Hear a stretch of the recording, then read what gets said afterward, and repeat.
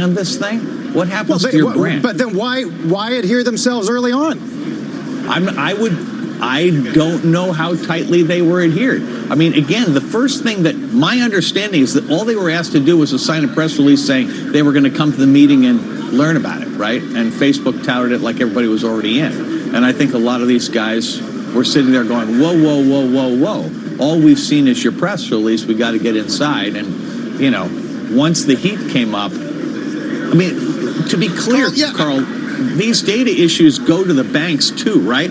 All of these guys are going to be under the same microscope as Facebook because they're getting hacked, they're leaking and trading data like crazy, and they're going to be subject to a lot of the same pressures. And I think being in Facebook's lifeboat is a terrible PR strategy. Yeah, Carl, I think there's a good idea in there somewhere, and that's what gets these companies to sign on. I mean, who other than Facebook has a digital tide that's as close to real-life identity? I mean, that's how Facebook got big in the first place. Love them or hate them, and there are plenty of reasons for both, and acknowledge the ways that they've mismanaged the platform when it comes to personal data. It really is personal data. There are real people behind the huge majority of Facebook profiles. So if you're going to do digital currency, tying it into Facebook is a good idea. Now, I think when it became apparent that Facebook has such reputational damage that the conversation really isn't going to be about currency, it's not really going to be about commerce, it's going to be about Facebook, well, that's why everybody else had to, well, not everybody, but so many of the payments people had to back away. John is right on here. I believe that the initial pass was done by guys with Henry and members of the committee. Yeah. 20 minutes in, let's hear Mark Zuckerberg to testify today.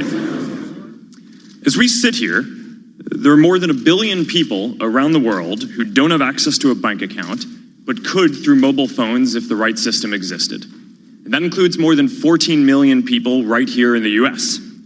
Being shut out of the financial system has real consequences for people's lives, and it's often the most disadvantaged people who pay the highest price. People pay far too high a cost and have to wait far too long to send money home to their families abroad. The current system is failing them. The financial industry is stagnant, and there is no digital financial architecture to support the innovation that we need. I believe that this problem can be solved, and Libra can help. The idea behind Libra is that sending money should be as easy and secure as sending a message.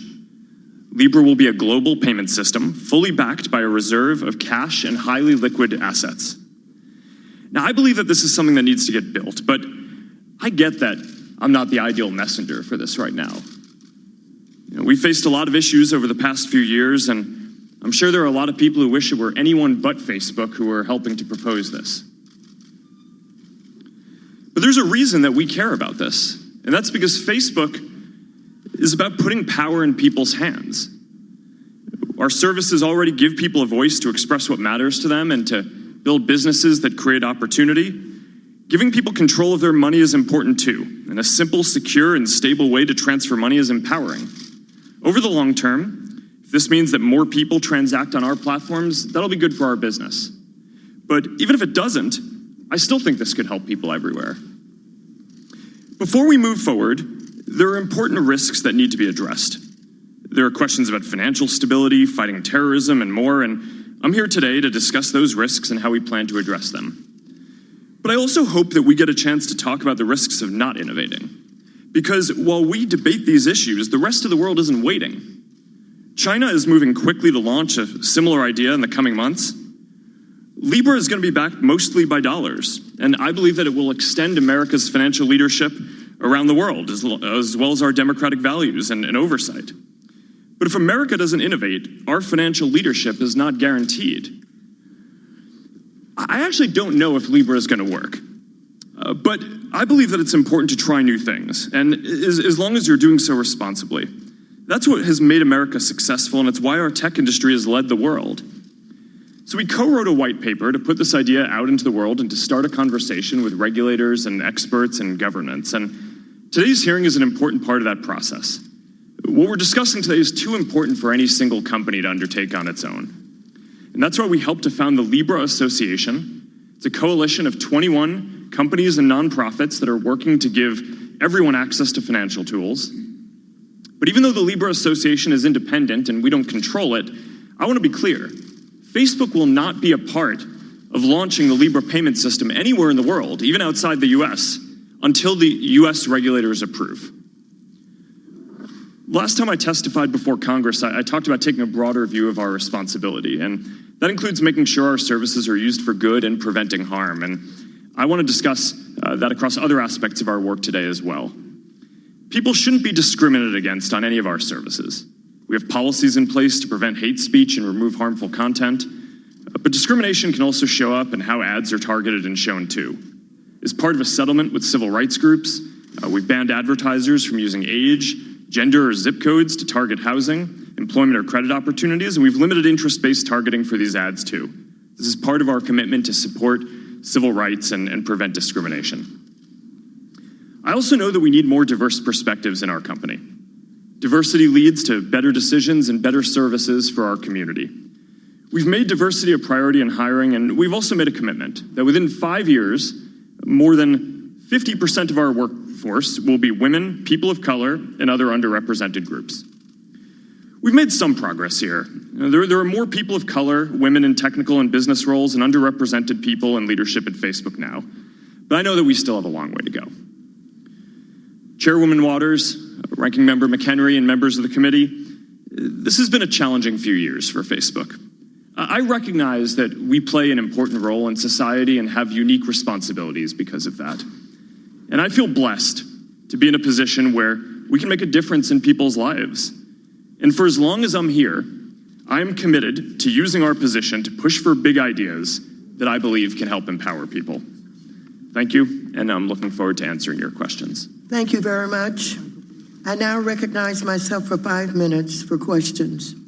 It is no secret that Facebook allowed Russia to undermine and divide our country through divisive online ads. The Senate's investigation discovered that African Americans were targeted the most by Russia, specifically in places where Black Lives Matter groups were the most active. Despite all of your technological expertise, Russia and Iran are at it again for the upcoming election. Then last week, you announced a new ad policy that gives politicians a license to lie so you can earn more money off this division, I suppose. Facebook changes the rules when it can benefit itself. Last year, Facebook banned all cryptocurrency ads on its platform because, and I quote, they are frequently associated with misleading or deceptive promotional practices, quote unquote. Seems fair.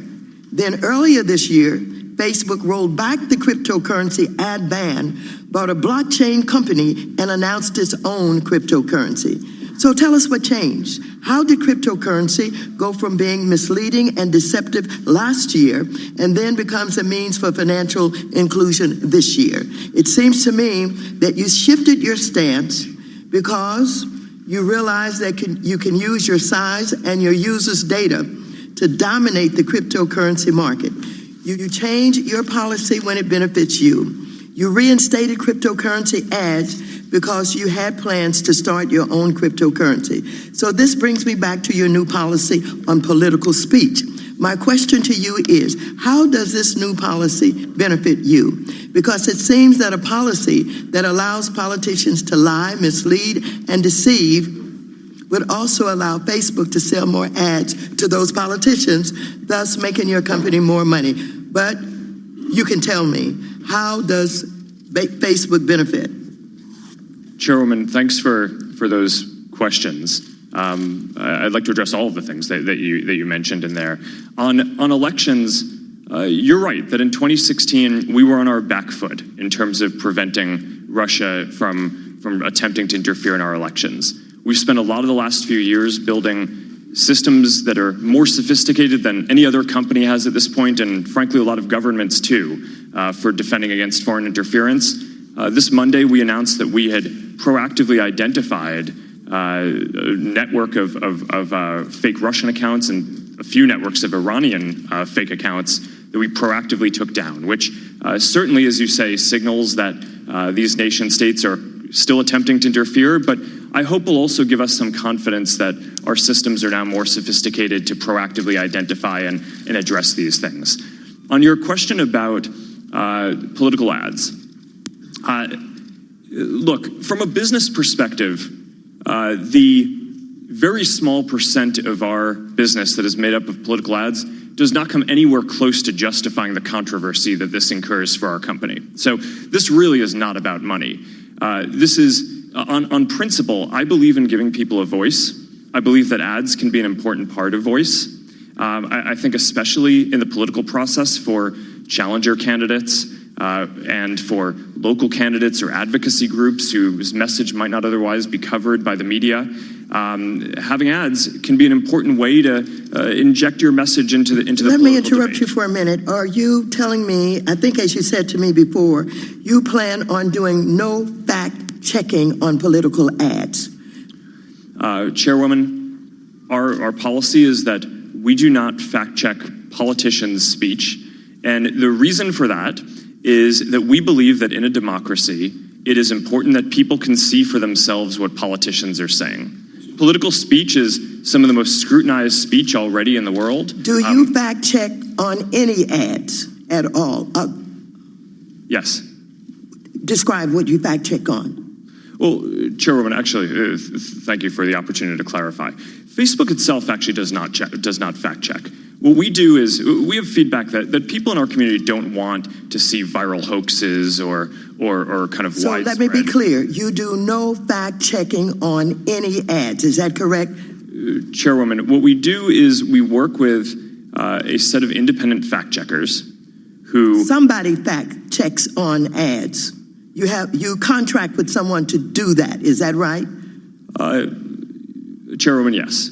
And tell me, who is it that they fact checked on? Chairwoman, what we do is when content is getting a lot of distribution and is flagged by members of our community or by our technical systems, it can go into a queue to be reviewed by a set of independent fact checkers. They can't fact check everything, but the things that they get to, and if they mark something as false, then we... All right, my time has expired, and someone else will continue on this line of questioning. And I now call on the gentleman from North Carolina, the ranking member, Mr. McHenry, to be recognized for 5 minutes. So as I mentioned in my opening statement, I think there are bigger challenges and opportunities facing America than your ad model. Or even the question of Libra. So let's start with your speech last week. Have you changed your view in terms of technology in China from before your speech on Friday to what we read and heard from your speech on Friday? Congressman, no, I have not changed my views in the last week. 10 years ago versus today on your view of China and technology versus your speech on Friday. Congressman, I think it's fair to say that my views have evolved. I probably 10 years ago would have been more optimistic that trying to work in China could have contributed to making a more open society. And today it seems that in some cases working in China not only does not do that, but compromises American companies' ability to promote our values abroad and around the world. And I think we've seen that in the last few weeks. In a number of cases. So you mentioned in your speech, you said a decade ago, 10 of 10 of the top companies on the internet were American. Now 6 of 10 are Chinese. So the question I have for you is, why are we seeing emerging technologies driven by blockchain projects and digital currencies being developed elsewhere, such as the case of Libra? Well, Congressman, we have a lot of competition around the world. And you're right that over the last decade, pretty much all of the major internet platforms have been American companies with strong free expression values. And I just think that there's no guarantee that that is the state of the world going forward. Today, 6 of the top 10 companies are coming out of China and certainly do not share our values on things like expression. So on that, why Switzerland for Libra? Why not the United States? So the Libra Association is an independent association. We're trying to set up a global payment system. Switzerland is where a lot of the international organizations are. It also is there greater regulatory certainty in Switzerland than here in the United States for this type of technology? I think Switzerland has certainly been forward-leaning on wanting to work through systems like this, but I don't want this to come across as if... And the United States is not. Well, Congressman, one of the things that I just want to be clear on is that the Independent Libra Association it's independent. We're a part of it. We helped stand it up. We don't control it. But I just want to make sure it's 100% clear to everyone today that my commitment running Facebook is that we're not going to launch anything that is a product or a part of this until we have full support from U.S. regulators, regardless of what the international regulators. The project of Libra internally, before you handed this technology, this idea over to the association. Let's think of this. Why would you have a project like that? Is it about competition with your peers globally? Is that a component? Sorry, I didn't hear that. So you have no payments platform on Facebook. Facebook is not a payments platform. Is that correct? Yes. Okay. So in seeking to develop a payments platform internally, before you handed the technology over to the association for Libra, was that because of examples globally of competitors creating payments platforms? Congressman, it was partially that, and it's partially because I view the financial infrastructure in the United States as outdated. So there are two sets of work that we do on payments. One is building payment systems that allow people to send money on top of the existing financial system that exists. That work is relatively less controversial. We're doing it around the world in different countries on top of existing payment systems. There's another set of work, which is what we're trying to do with Libra, which is trying to help rethink what a modern infrastructure for the financial system would be if you started it today rather than 50 years ago on a lot of outdated systems. I mean, I just look at the fact that you can send a text message to someone around the world. Okay, but let me just drill down on this. Alipay has 900 million users. That is a global competitor, in my view, to Facebook. You see Alipay and WeChat Pay working. Why not just do a Facebook version of Alipay in order to level this? Congressman, I think you're right that they're certainly competing not just with us, but all of the American companies on this. Part of the infrastructure that they're building on is a lot more modern than some of what we would have to build on here.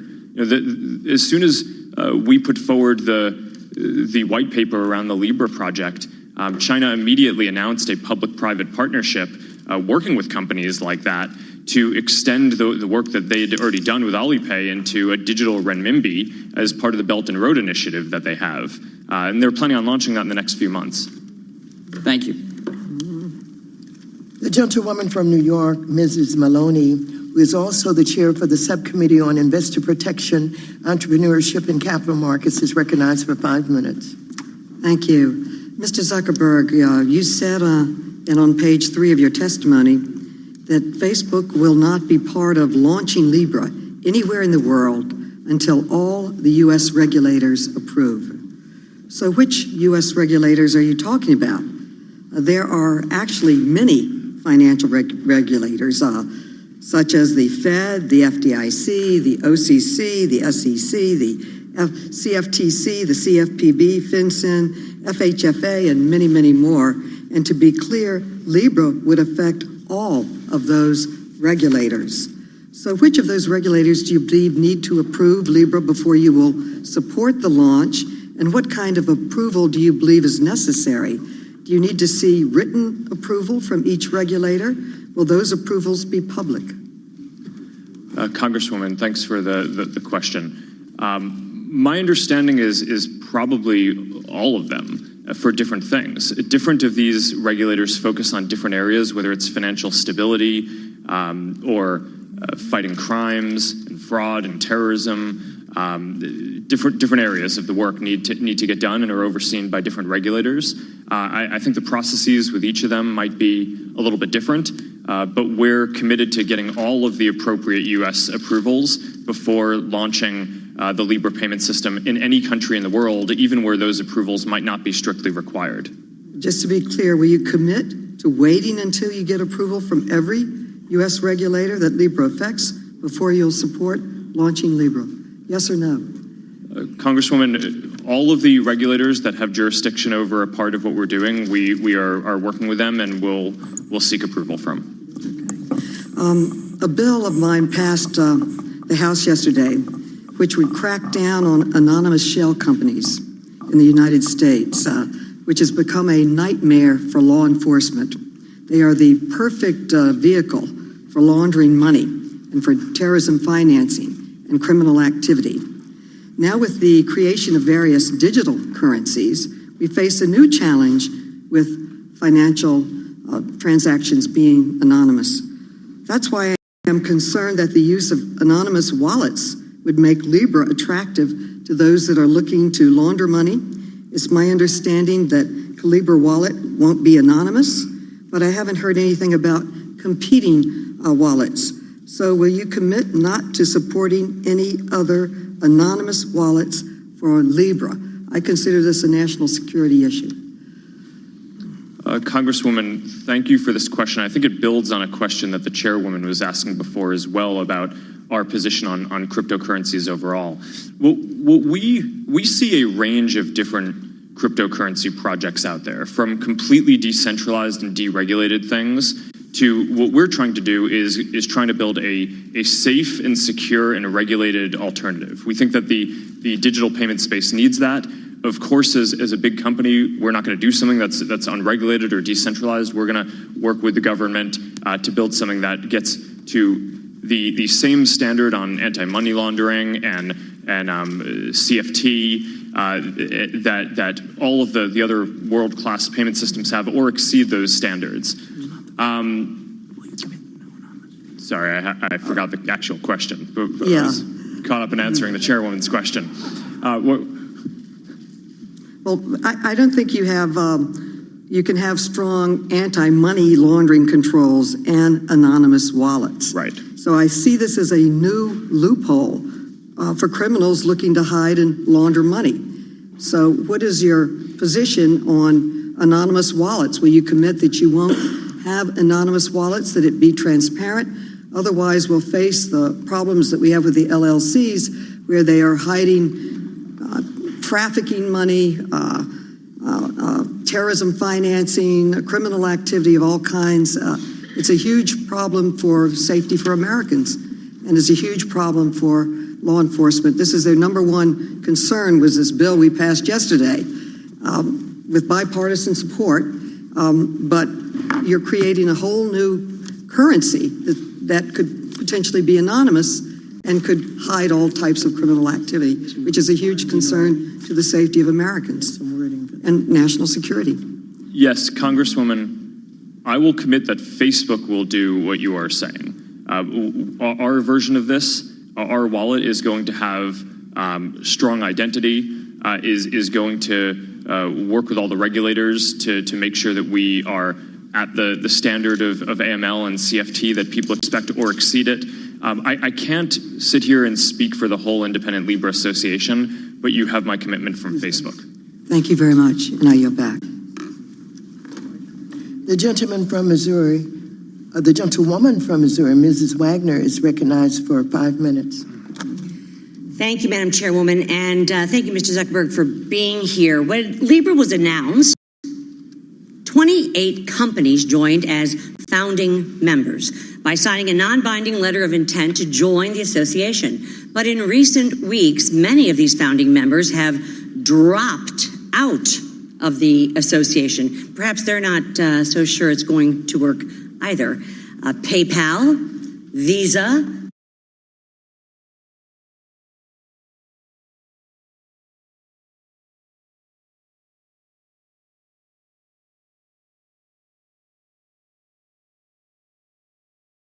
MasterCard, Stripe, Bookings Holdings, eBay, and Mercado Pago. You've lost these stable partners, I would say, and I find it highly concerning.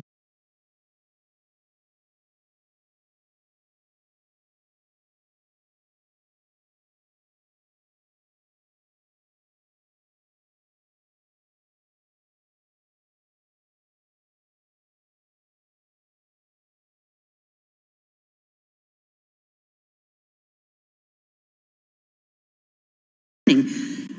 Very briefly, what do you make of these sudden departures from the association, and why do a number of these founding members have concerns that whether you're up to the task of meeting our money laundering and regulatory standards? Congresswoman, thanks for the question. And this project is too big for any one company to do on its own, which is why we set up this independent Libra association with a number of other companies and nonprofits. It's a very complex project, and as you say, it's risky. Why have they departed?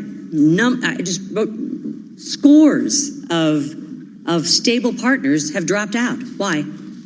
Well, Congresswoman, I think you'd have to ask them specifically for. Why do you think they dropped out? I think because it's a risky project, and that there's been a lot of scrutiny. Yes, it's a risky project. So let me move on to something that's near and dear to my heart. As you may know, I wrote and passed H.R. 1865, the Fight Online Sex Trafficking Act, widely known as FOSTA-SESTA. I am committed to rooting out online sex trafficking and believe that what is illegal offline should indeed be illegal online. 3 weeks ago, the New York Times ran a report titled, "The Internet is Overrun with Images of Child Sex Abuse." And I'd like this submitted for the record. Without objection. 16.8 million, as confirmed by the Department of Justice, of the 18.4 million worldwide reports of child sexual abuse material are on Facebook. 16.8 of the 18.4 million. These 18.4 million reports from last year included a record 45 million photos and videos. These are absolutely shocking numbers. Moreover, it's estimated that 70% of Facebook's valuable reporting to NCMEC, the National Center on Missing and Exploited Children, would be lost if Facebook implements its end-to-end encryption proposal. Mr. Zuckerberg, how much is this figure growing year after year? And if you enact end-to-end encryption, what will become of the children who will be harmed as a result that they're not reported? Congresswoman, thanks. Child exploitation is one of the most serious threats that we focus on. What is Facebook doing? 16.8 of the 18.4 million. Well, Congresswoman, the reason those reports come from Facebook, the reason why the vast majority come from Facebook is because I think we work harder than any other company to identify this behavior and report it to NCMEC are you doing to shut this down? These accounts peddle horrific illegal content that exploits women and children. What are you doing, Mr. Zuckerberg, to shut this down? Well, Congresswoman, we build sophisticated systems to find this behavior. 16.8 million and growing? Of the 18.4 images? Well, Congresswoman, I don't think Facebook is the only place on the internet where this behavior is happening. I think the fact that the vast majority of those reports come from us reflects the fact that we actually do a better job than everyone else of finding it and acting on it. And you're right that in an end-to-end encrypted world, one of the risks that I'm worried about, among others, to safety, is that it will be harder to find some of this behavior. But you have said you want end-to-end encryption. What's going to happen of these children? They won't be reported then. And you are responsible. Facebook is responsible for 16.8 million of the 18.4 that are out there last year alone. Again, I believe that there are probably a lot more than 18 million out there, and I think we're doing a good job of finding this. But I think you're right that. What are you going to do to shut it down, Mr. Zuckerberg? We're working with law enforcement and building technical systems to identify. Well, you're not working hard enough, sir. And end-to-end encryption is not going to help the reporting process. I'm over my time. I have many more questions for you that I'll submit for the record, but we're going to talk about this, and I yield back. Thank you. The gentlewoman from New York, Ms. Velasquez, is recognized for 5 minutes. Thank you, Madam Chair. Mr. Zuckerberg, Calibra has pledged it will not share account information or financial data with Facebook or any third party without customer consent. However, Facebook has had a history of problems safeguarding users' data. In July, Facebook was forced to pay a $5 billion fine to the FTC, by far the largest penalty ever imposed to a company for violating consumers' privacy rights as part of a settlement related to the 2018 Cambridge Analytica scandal. So let me start off by asking you a very simple question. Why should we believe what you and Calibra are saying about protecting customer privacy and financial data? Well, Congresswoman, I think that this is an important question for us on all of the news services that we build. We certainly have work to do to build trust. I think that the settlement and order that we entered into with the FTC will help us set a new standard for our industry in terms of the rigor for the privacy program that we're building.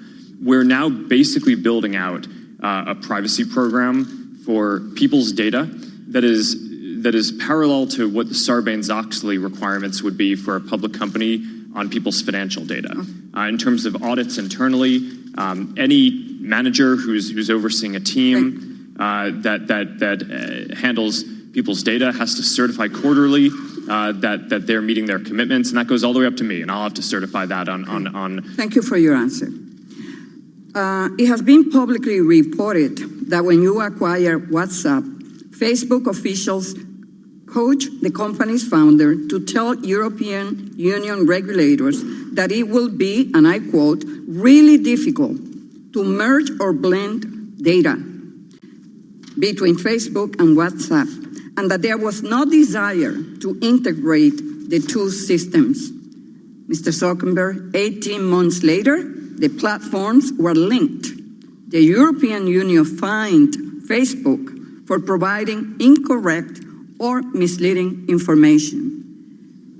So let me ask you, do you understand why this record makes us concerned with Facebook entering the cryptocurrency space? Do you realize that you and Facebook have a credibility issue here?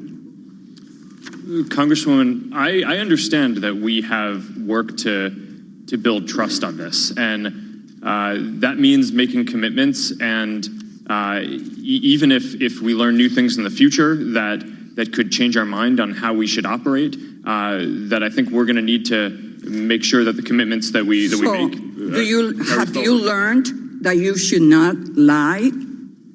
Congresswoman, I would disagree with the characterization that that's lying. You say you went to the European regulators and you said that it will not linked. It will not, that it will be impossible. And yet, 18 months later, it happened. And you were fined for that. Congresswoman, so let's continue. I hope that you learned something about that, about not lying. Facebook internal motto was, for a long time, move fast and break things. Mr. Zuckerberg, we do not want to break the international monetary system. Last week, the G7 released a report stating that global stablecoins could have significant adverse effects, both domestically and internationally, on the transmission of monetary policy as well as financial stability. Given the G7's concerns and the concerns voiced by us here today, would you commit to a moratorium on launching Libra until Congress can develop, not the regulators? You said before that you will not move until all the regulators sign into and support for you to move forward. Here, Congress, the People's House, needs to have the opportunity to work on a legal framework so that we provide the guidance to the regulators. Would you commit to that, yes or no? Congresswoman, my understanding is that Congress exercises significant oversight over the regulators through these committees. So that would seem to me like the appropriate way for that to happen. So that is a no. Thank you. The gentleman from Oklahoma, Mr. Lucas, is recognized for 5 minutes. Thank you, Madam Chairman. Mr. Zuckerberg, the problem of addressing underbanked and unbanked individuals is both real and important. However, a significant portion, and I know the Libra project is intended to reach this population. However, a significant portion of the underbanked simply do not trust banks. I suspect they may not trust captains of industry or members of Congress either, for that matter. Do you see this as being a major hurdle in the wide adoption of Libra? Congressman, how do you persuade those people that you're trustworthy and to use the system? Congressman, we've certainly had a lot of issues over the last few years, but I think it's worth remembering that every day billions of people come to our services because they trust that they can share content, messages, photos, comments with the people they care about. And more than 100 billion times a day, people do that. They share something with a set of people because they know that that content is just going to reach the people that they want it to. So I think that if we're able to move forward with this project, there may be some people who don't want to use it because they don't trust us or don't like us, and that's one of the values of having an independent association where there will be other competitor wallets and other approaches too. But I think that this is an area where being able to put ideas out into the world and letting the market work and letting people choose for themselves what they trust and what services they want to use is probably the right approach.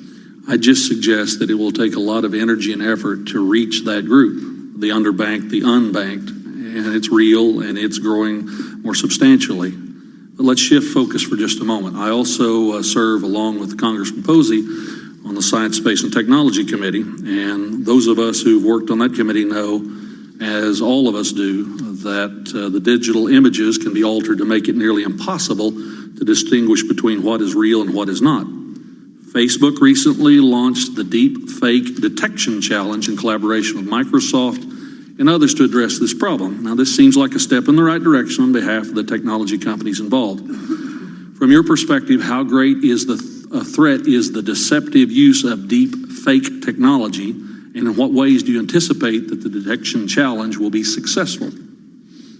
Thank you, Congressman. I think deep fakes are clearly one of the emerging threats that we need to get in front of and develop policy around to address. We're currently working on what the policy should be to differentiate between media that has been manipulated by AI tools like deepfakes with the intent to mislead people, and compare that to just normal content that might have been an interview that might have just been cut differently, and someone might not like the way that it's cut, but is not a deep fake and is not kind of misleading, manipulated content in that way. So we're working on that policy. I think that this is a very important area. The deep fake challenge to technically figure out how to identify these things will certainly help inform the policy, and this is one of the areas that I do think is quite important going forward. One final question. Many experts have suggested that we need to educate the public on how to consume trusted information. Facebook recently announced an initiative to support projects on media literacy. Could you elaborate on these projects and what you see as Facebook's role, given your critical position within the industry? Yes, Congressman. This question may be premature to ask, although later in this week we actually have a big announcement coming up on launching a big initiative around news and journalism, where we're partnering with a lot of folks to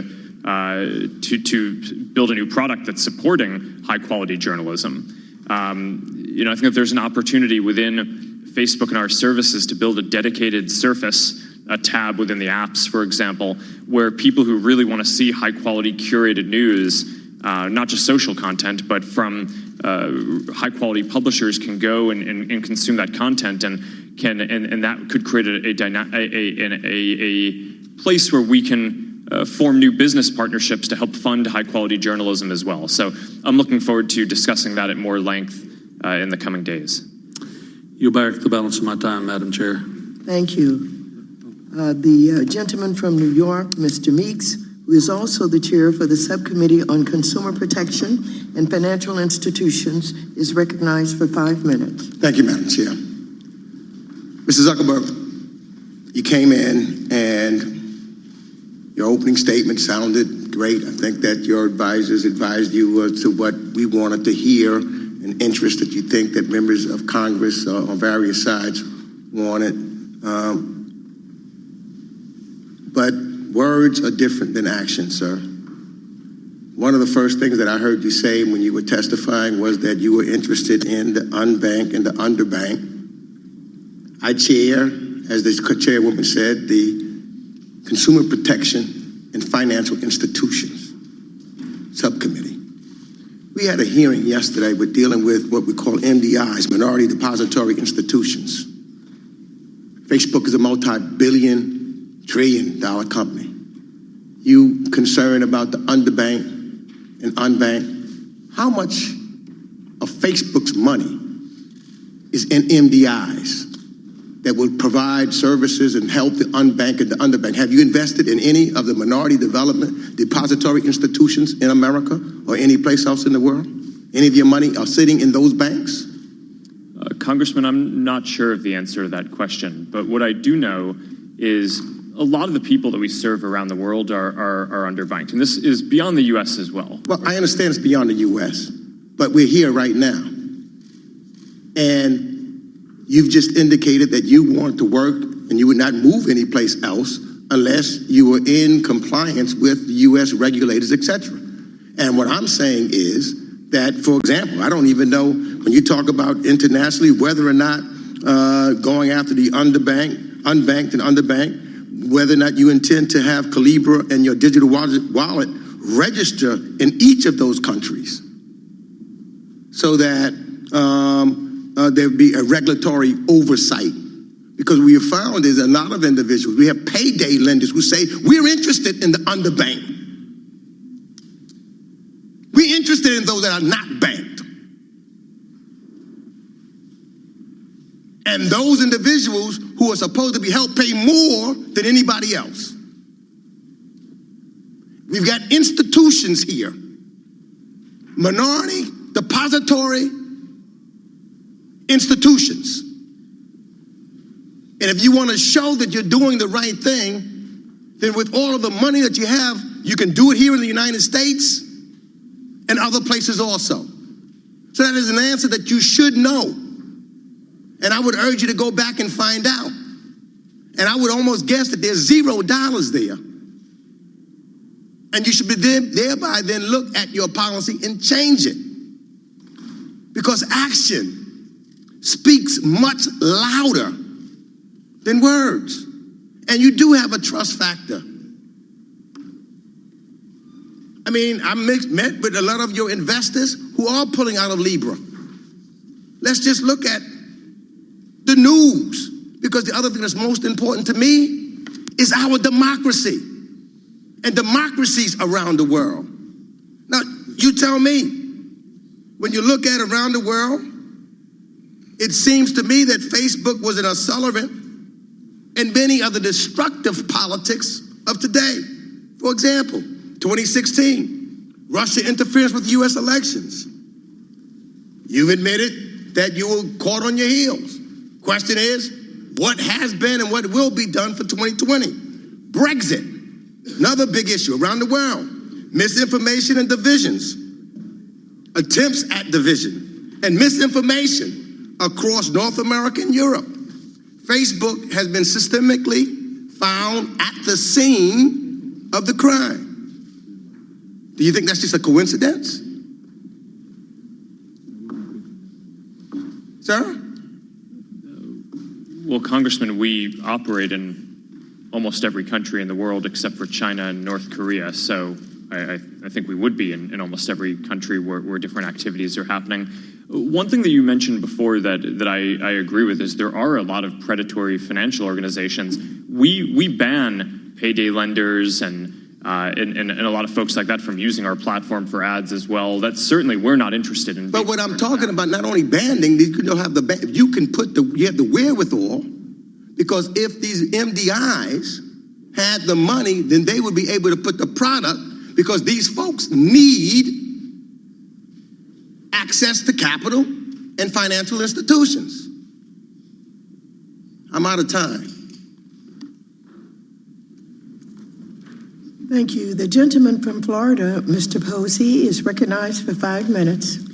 Thank you, Madam Chair and Ranking Member McHenry, for holding this very informative hearing. For many of us, Facebook is a reality in our business and our personal lives. I communicate with my constituents as well as my friends through the platform daily.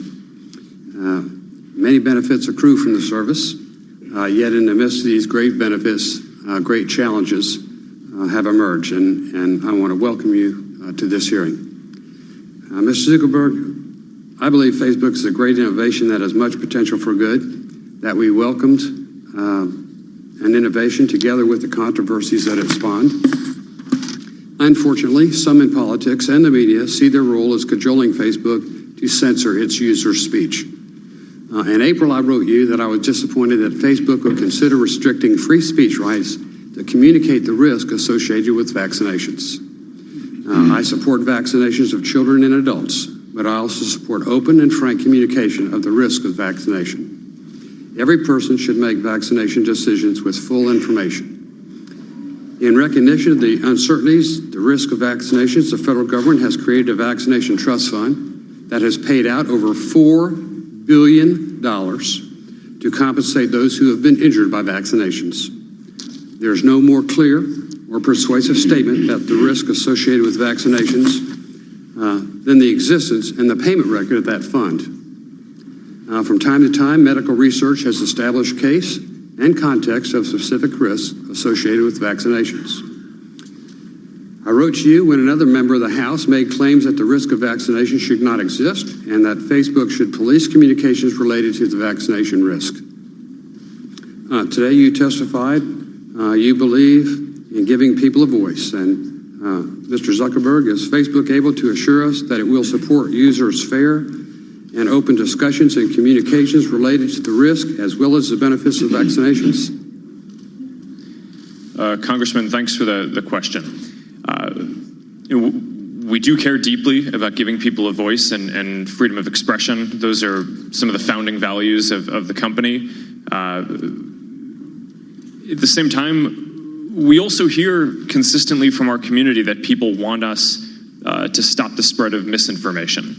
So what we do is we try to focus on misinformation that has the potential to lead to physical harm or imminent harm.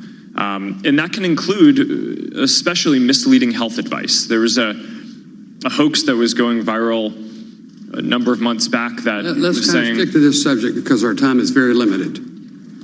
Are you 100% confident that vaccines pose no injury to any person on this planet? Congressman, I don't think it would be possible for anyone to be 100% confident, but my understanding of the scientific consensus is that it is important that people get their vaccines. But you said your platform, you want to you believe in giving people a voice. Shouldn't somebody have the opportunity to express an opinion different from yours? I mean, over $4 billion has been paid out by the fund. Over thousands of people. Don't you think people should be able to have information to make an informed choice? Congressman, I do. And that's why we don't stop people from posting on their page something that's wrong. Right? If someone wants to post vaccine, anti-vaccination content, or if they want to join a group where people are discussing that content, we don't prevent them from doing that. But what we do is we don't go out of our way to make sure that our group recommendation systems try to show people or encourage people to join those groups. Okay. We discourage that. Okay. Well, how do you discourage it? Well, there are a number of different tactics. For example, if someone is typing in into the search results, into the search box, something that might lead to anti-vax content, we don't recommend anti-vax searches to them. If you type in the name of a group exactly, you can get the group. We're not going to hide it. We're not going to prevent you from joining it. But we're not going to recommend or go out of our way to show people content that would encourage people to join those groups. But people can share that content if they want. Many of the people harmed by this policy are in fact parents with disabled children, and I don't think we or you should be so quick to turn our backs on them. If you look at the statistics, I think you're making a bad mistake. Time has expired. I yield back. Thank you. Thank you very much. The next gentleman from California is Mr. Sherman, and today is his birthday. Happy birthday, Mr. Sherman. You're recognized for 5 minutes. You don't get any more just because it's your birthday. Donald Trump said crypto assets can facilitate unlawful behavior, including the drug trade. I ask unanimous consent to put in the record a report by RAND talking about cryptocurrencies use by terrorists. Hopefully without objection. Without objection, such is the order. Not here to be anti-Facebook. I was anti-cryptocurrency back when you were anti-cryptocurrency. Cryptocurrency either doesn't work, in which case investors lose a lot of money, or it does achieve its objectives, perhaps, and displaces the U.S. dollar as or interferes with the U.S. dollar being the sole reserve currency, or virtually the sole reserve currency in the world. That role of the U.S. dollar saves the average American family $1,000 in interest costs because money pours into the United States because of the role of the dollar. The Federal Reserve can turn over up to $100 billion in profits to the U.S. Treasury that we in Congress spend because of the power of the U.S. dollar. The U.S. dollar is an excellent currency as a means of account. It serves all the needs except it's really bad for tax evaders, drug dealers, terrorists. And that unmet need can be met by a new currency. If we make drug dealers just 10% more effective, how many American deaths is that over the next decade? Does it compare to the deaths we experience from terrorism? We'll have to see. But those who are introducing cryptocurrency have got to pause and wonder what effect they'll have on the power of the United States to impose sanctions. Right now, Turkey is stopping at 20 miles into Syria, not because of U.S. troops, we're out, but because of U.S. sanctions, because of the role of the U.S. dollar. We stand to lose all that because cryptocurrency is the currency of the crypto patriot. Ms. Velasquez pointed out that you're going to wait for regulators to sign off. Regulators are working with old statutes. Your lawyers are going to show that there's a loophole in a 1940 Investment Company Act that gets you where you want to go, and the regulators can't stop you, and you're going to call that regulatory approval, as if the people in 1940 knew what you had in mind. What you've made clear is that you will go forward unless Donald Trump appointed regulators stop you, and you will go forward if you can just find loopholes in statutes, but you'll deploy a mountain of a horde of lobbyists to prevent us from writing a new statute. Ms. Maloney asked you a question that you forgot. You still forgot to answer it, but let's be clear. You're going to be making powerful burglary tools and letting your business partners commit the burglary. You are going, with all the power of Facebook, to try to create a new currency. You're going to call it the Libra, but you're the person behind it. That's why I call it the Zuck Buck. You are going to create it and then say, oh, it's our business partners. Your white paper says your business partners are going to use your tool to have anonymous accounts, and then you have the gall to come here and say you're going to follow all the know your customer. How do you know your customer with an anonymous account? Then Mr. Meeks calls your bluff on this idea that you're creating a payment system for the poor and unbanked. The poor and unbanked need pesos. They need dollars that they can buy something at a local store. You've done no effort to help the unbanked anywhere else at any other time.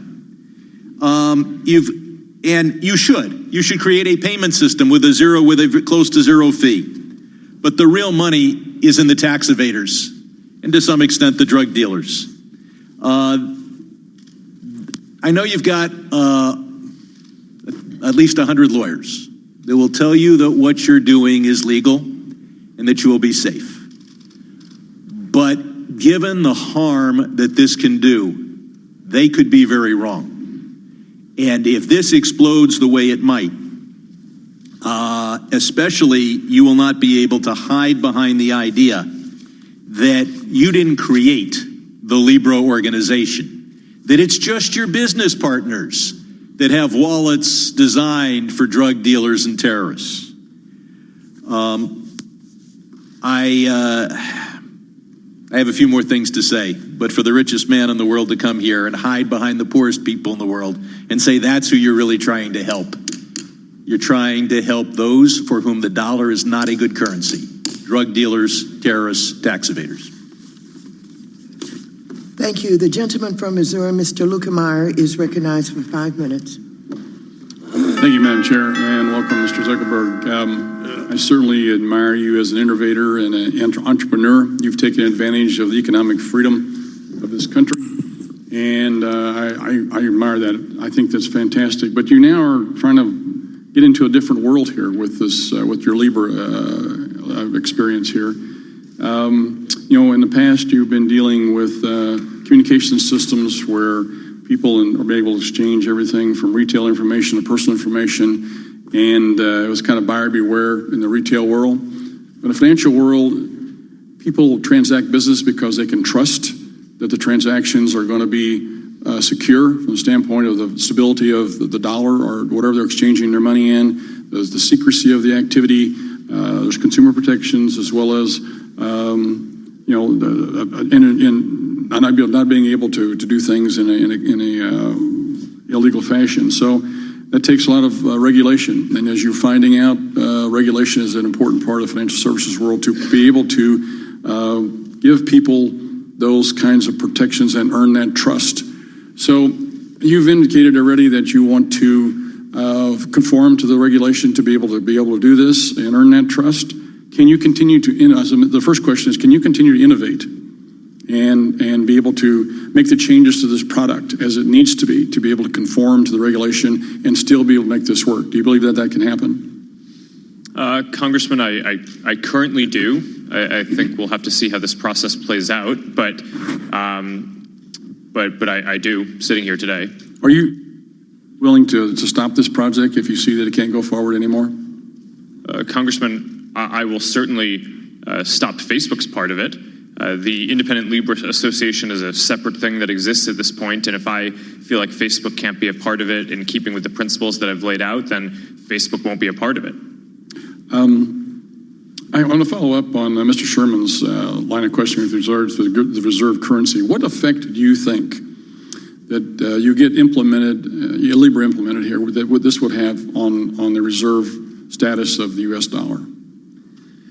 Congressman, because the reserve will be primarily U.S. dollars, I actually think that a project like this could be important for extending America's financial leadership, and to the contrary of the risks that are being pointed out. We have to be careful about all of the risks around financial stability, and there are certain regulators who oversee that, and we're also mindful of that. We want to do something that strengthens America's leadership. But I just think that we can't sit here and assume that because America is today the leader, that it will always get to be the leader if we don't innovate. And innovation means doing new things, and that does mean, and the new things have risks, and we need to address the risks, and we need to be careful in doing that. But I personally worry that if we don't do things like this, whether it's this project or others like it, then eventually we lose our leadership. My time is, I appreciate the fact that you're pointing out that China is already doing this. That means if we're going to allow them to play in this area, we need to be looking at it as well. You know, and I think right now the Calibra says that 50% of the currencies that are in the basket here that they use to set the value of this is a dollar. Is that correct? Congressman, I don't know if that's been fully finalized, but I think the principle is that it will be primarily. My concern, though, is that right now that's good for the United States. But what happens whenever the board of Calibra decides that, you know, the Chinese yuan suddenly is because of the economy looks to be a very stable currency and a growing currency and importance in the world, and suddenly they diminish our amount down to 1/3 of the value of the basket of currencies, and now the yuan is 1/3, and suddenly now we have a really big problem from the standpoint that the currency that is being utilized most around the world is the Libra, and we are only 1/3 of that. That to me is concerning. Does that concern you at all? That the association could set this and we would have nothing about it, and it would be a negative effect on our position? Congressman, that is certainly something that I think we should look at up front. And I can't speak for the independent association on this, but I think it would be completely reasonable for our regulators to try to impose a restriction that says that it has to be primarily U.S. dollars. Okay, one more quick question, and I don't think the chairman will give me enough time for you to answer this, but what is the advantage of Facebook to be involved in Libra? Sorry, what is the advantage of Facebook be involved of your company, Facebook, to be involved in Libra? What is the end game for you to be able to realize a benefit from this? Well, Congressman, we build some of the most widely used messaging services around the world, WhatsApp and Facebook Messenger. And the vision here is to make it so that people can send money to each other as easily and securely and cheaply as it is to send a text message. So I think that sending money would be a very useful utility to add for people around the world in addition to the messaging products that we have. Thank you very much. Gentleman from Missouri, Mr. Clay, who is also the chair for the subcommittee on Housing, Community Development, and Insurance, is recognized for 5 minutes. Thank you, Madam Chair. Mr. Zuckerberg, the Housing Rights Initiative, a D.C.-based watchdog group and an aggrieved D.C. woman, have recently filed human rights complaints in D.C. and Maryland against 7 major housing companies who are accused of using Facebook's ad targeting tools to deny prospective tenants the ability to see housing ads based on their age, which is a protected class under local fair housing laws. The lawsuit also alleges that Facebook's algorithm disproportionately showed the ads to younger users. Mr. Zuckerberg, do you agree to comply with any potential subpoenas and document requests Facebook might receive seeking information about